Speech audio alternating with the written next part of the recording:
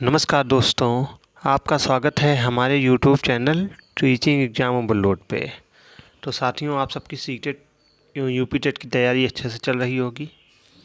हम लोग सीटेट में साइंस के अंतर्गत एनसीईआरटी क्लासेस की बुक को कवर कर रहे थे, जिसके अंतर्गत आज हम लोग चैप्टर 5 को देखेंगे, जिसका नाम है पदार्थों का पृथक्करण। तो यहाँ से आज हम लोग इस चैप्टर में पढ़ेंगे पृथक्करण क्या होता है, पृथक्करण की विधियाँ कौन कौन सी होती हैं, हास्यायन विधि क्या होती है, थ्रेसिंग क्या होता है, निष्पावन क्या होता है, चालन विधि कौन सी होती है। मतलब जितनी भी विधियां हैं आज सबको हम लोग देखेंगे। तो बहुत ही इंपॉर्टेंट सेशन है। यहाँ से आपको यूपी टेट, सी टेट हर जगह आपको 1 से 2 नंबर का प्रश्न ज़रूर देखने को मिलता है। तो आज के सेशन को स्टार्ट करने के पहले एक छोटी सी रिक्वेस्ट है, हमारे चैनल को लाइक कीजिए, सब्सक्राइब कीजिए, ज़्यादा से ज़्यादा शेयर कीजिए। तथा आप क्लासेज की नोट्स और PDF प्राप्त करना चाहते हैं तो डिस्क्रिप्शन बॉक्स में मैंने टेलीग्राम का लिंक दिया हूं, आप लोग उस लिंक से जुड़ जाइए। वहीं पे आपको क्लासेज की नोट्स और PDF प्रोवाइड की जाती हैं। चलिए फिर हम लोग सेशन को स्टार्ट करते हैं। तो सबसे पहला पॉइंट होता है पृथक्करण क्या होता है। तो जिस पदार्थों को हम उपयोग करते हैं उनमें कई सारे पदार्थ मिश्रित होते हैं। मिश्रण में 2 या 2 से अधिक पदार्थ होते हैं। इन मिश्रण में कुछ हानिकारक और कुछ अनुपयोगी पदार्थ होते हैं, जिनका अलग करना जरूरी होता है, जिससे कि हम उपयोगी पदार्थों का उपयोग कर सकें और अनुपयोगी पदार्थों को बाहर कर सकें। किसी मिश्रण में से उपयोगी और अनुपयोगी पदार्थों का अलग करना ही पृथक्करण या सेपरेशन कहलाता है। अलग अलग मिश्रणों को अलग अलग विधियों के द्वारा अलग किया जाता है। किसी भी मिश्रण की पृथक्करण की विधि उस मिश्रण के घटकों अवयव पर निर्भर करता है। इसी को हम लोग पृथक्करण कहते हैं। तो आप लोगों ने देखा होगा, जब आप लोग गेहूँ मढ़ाया जाता है तो गेहूँ के साथ साथ उसमें कई चीज़ें आ जाती हैं, जिसको हम लोग फर्राटे की मदद से ओसाते हैं गेहूँ से। उसमें धूल और अलग हो जाता है, गेहूँ हमारा साफ़ हो जाता है। चावल में आप लोगों ने देखा होगा कंकड़ वगैरह रहते हैं, उसको बीन के अलग किया जाता है। जैसे कुछ ना कुछ पदार्थ हम लोग के मिले हुए रहते हैं, मिश्रित रहते हैं, जिनको हम लोग अलग करके उसे साफ़ करते हैं। अब हम लोग बात करते हैं पृथक्करण की विधियाँ। तो पृथक्करण की जो विधियाँ होती हैं, इसमें सबसे पहले आता है हास्यायन विधि, थ्रेसिंग विधि, निष्पावन विधि, चालन विधि, अवसादन विधि, निष्ठारण विधि, निस्यंदन विधि। तो कौन कौन सी विधियाँ होती हैं? हास्यायन विधि होती है, थ्रेसिंग विधि होती है, निष्पावन विधि होती है, चालन विधि होती है, अवसाधन विधि होती है, निस्तारण विधि होती है, निस्यंदन विधि होती है। इतनी प्रकार की पृथक्करण की विधियाँ होती हैं। वाष्पन विधि होती है, नमक विधि होती है, संतृप्त विलयन होता है, विलेय होता है। अब पहली विधि है हास्यायन विधि। तो हास्यायन विधि क्या होती है? हाथ के द्वारा मिश्रण में से अशुद्धियों को पृथक करना हास्यायन विधि कहते हैं। जब मिश्रण में अशुद्धियाँ कम एवं अमाप में बड़ी हो तो इस विधि का उपयोग किया जाता है। इसी को हम लोग हास्यायन विधि कहते हैं।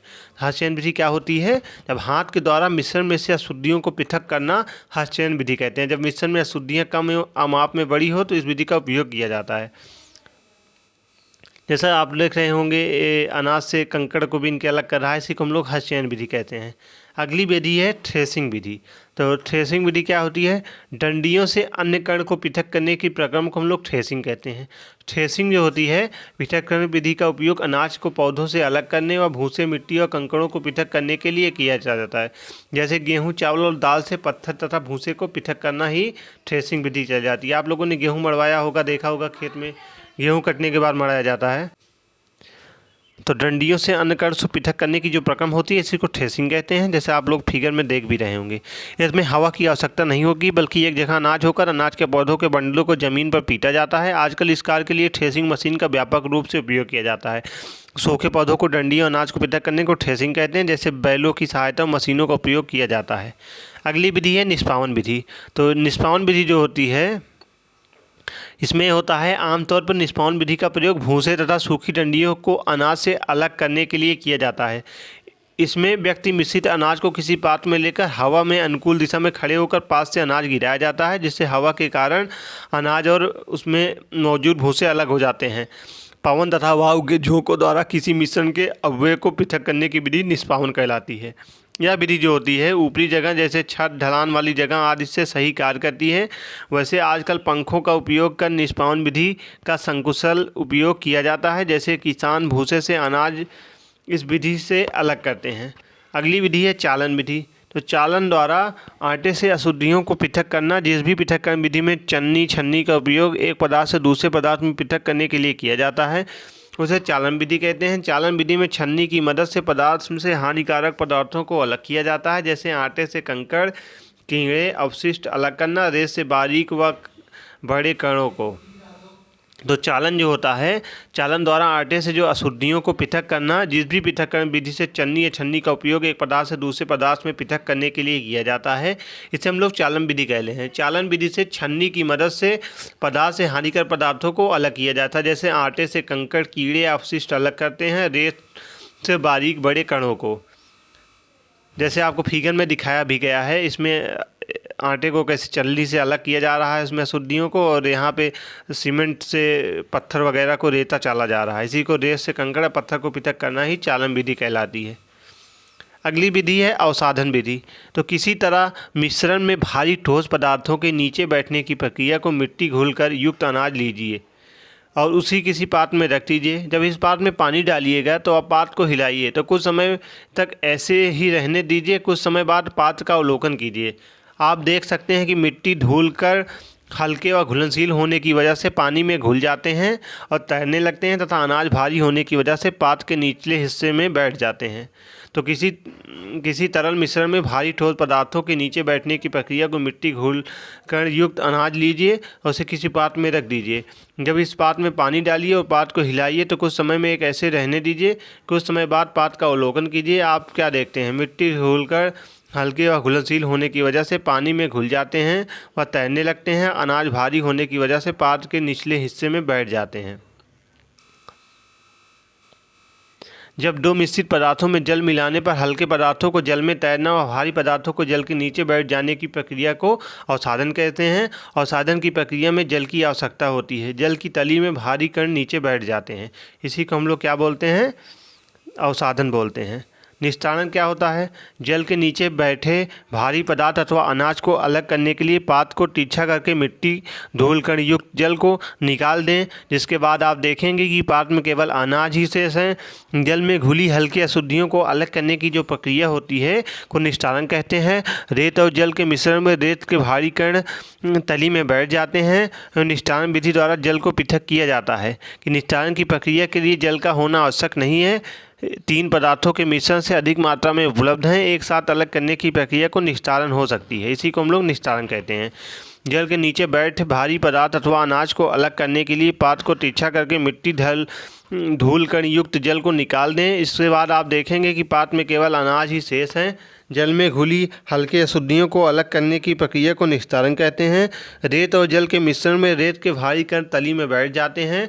निस्तारण विधि द्वारा जल को पृथक किया जाता है कि निस्तारण की प्रक्रिया के लिए जल का होना आवश्यक नहीं होता है, या तीन पदार्थों के मिश्रण से अधिक मात्रा में उपलब्ध होते हैं। एक साथ अलग करने की प्रक्रिया को हम लोग निस्तारण कहते हैं, जैसे जल में महीन कण को अलग करना। निस्यंदन क्या होता है, तो निस्तारण विधि से प्राप्त अनाज में अभी भी बारीकी धूल कण मौजूद होते हैं। इन धूल कणों को अलग करने के लिए एक ऐसी विधि का प्रयोग किया जाता है जिससे पदार्थ से बारीक अशुद्धियों को निकाला जा सके। इस विधि को निस्यंदन यानी फिल्टर करना कहते हैं। मिश्रण पदार्थ में ठोस या द्रव को अलग करने की विधि को हम लोग निस्यंदन कहते हैं। तो निस्तारण विधि से प्राप्त अनाज में अभी भी बारीक धूल कण मौजूद होते हैं। इन धूल कणों को अलग करने के लिए एक ऐसी विधि का प्रयोग किया जाता है जिससे पदार्थ से बारीक अशुद्धियों को निकाला जा सके।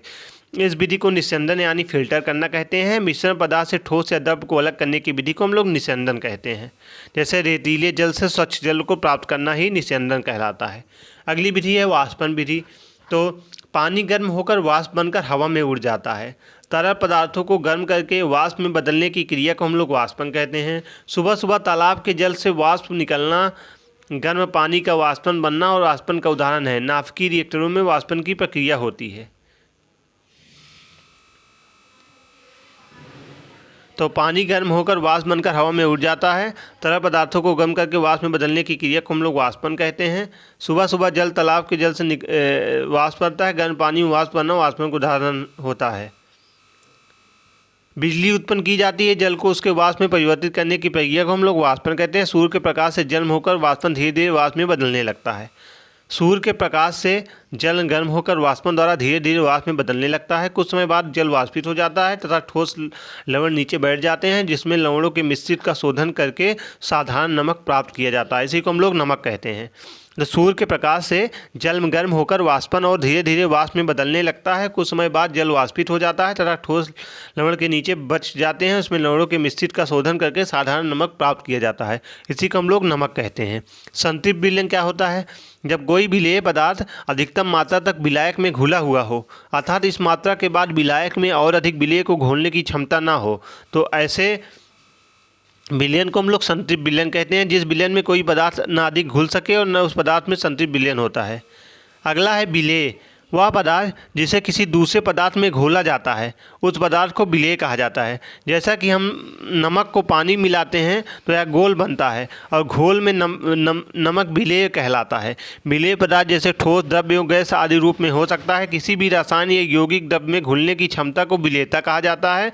विलेय की विलेयता मूल रूप से विलेय और विलायक के भौतिक एवं रासायनिक गुणों पर निर्भर करता है एवं विलयन के ताप, दाब एवं पीएच मान पर निर्भर करता है। कुछ पदार्थ जल में घुल जाते हैं, जैसे पानी और नमक। किसी पदार्थ के विलयन को गर्म करने पर उसमें अधिक पदार्थ घोल आ सकता है। इसी को हम लोग क्या बोलते हैं? विलेय बोलते हैं। तो आज के सेशन में हम लोगों ने देखा कि पृथक्करण क्या होता है, पृथक्करण की विधियाँ कौन कौन सी होती हैं, हस्तचयन विधि क्या होती है, थ्रेसिंग क्या होता है, निष्पावन क्या होता है, चालन क्या होता है, अवसादन, निष्ठान, निषेधन, वाष्पन, नमक एवं संतृप्त विलयन एवं विलेय। इतने टॉपिक को आज हम लोगों ने कवर किया। यह बहुत ही इंपॉर्टेंट सेशन था। यहाँ से आपको सीटेट में 1 से 2 नंबर के प्रश्न, यूपी टेट में 1 से 2 नंबर के प्रश्न, जितने भी टीचिंग एग्जाम होते हैं यहाँ से आपको साइंस के अंतर्गत या बीपीएससी टीआरई 3.0 हो गया, सब में आपको 1 से 2 नंबर के प्रश्न जरूर देखने को मिलते हैं। तो मैं आशा करता हूँ ये सेशन आपको आसानी से समझ में आया होगा।